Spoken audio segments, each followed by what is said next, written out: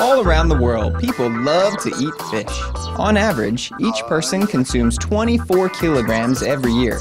In fact, the commercial fishing industry pulls in a whopping annual $4 billion US.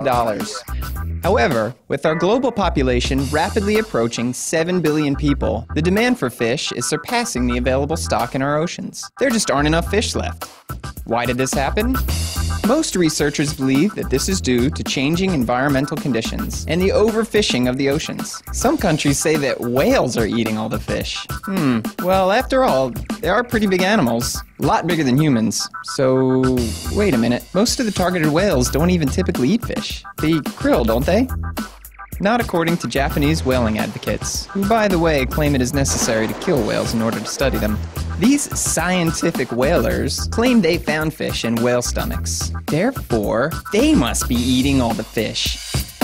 Most scientists believe this evidence is highly inconclusive, and a much larger ecological study should be conducted without killing whales, so that we can find out what is really happening to the fish and what actions we must take.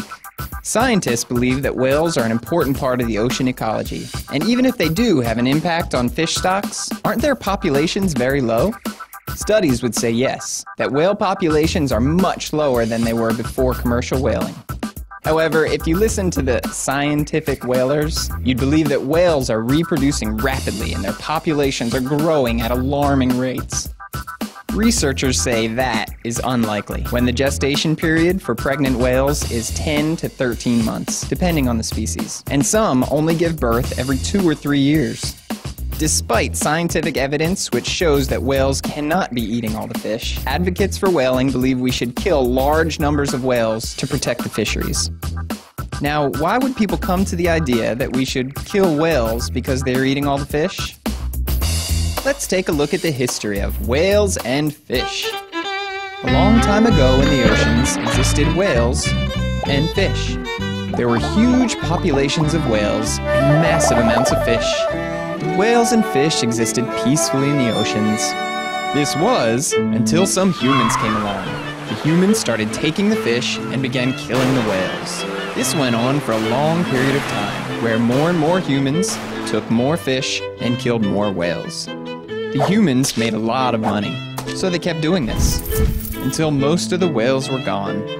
Then the demand for whale oil decreased, and along came the IWC, or International Whaling Commission, who put a stop to commercial whaling in most countries. This allowed the whales to slowly recover. However, more and more humans kept taking more and more fish, until there were hardly any fish left, and only little ones at that. This upset the humans. Hey, where did all the fish go? The whalers saw an opportunity. Eating all of them. But what can we do about that? Kill the whales. Kill the whales! Kill the whales! So they started killing the whales to protect the fish. It is understandable that people are desperate to find immediate solutions to the fisheries problem. However, taking action in the wrong way, like killing whales, can further damage the ecosystem and cause even more harm to the fisheries.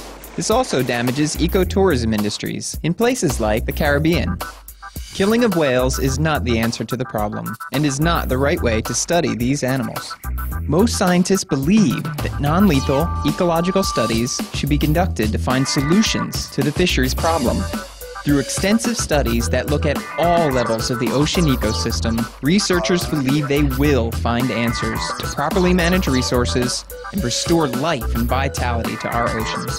And then we can bring back the fish and the whales.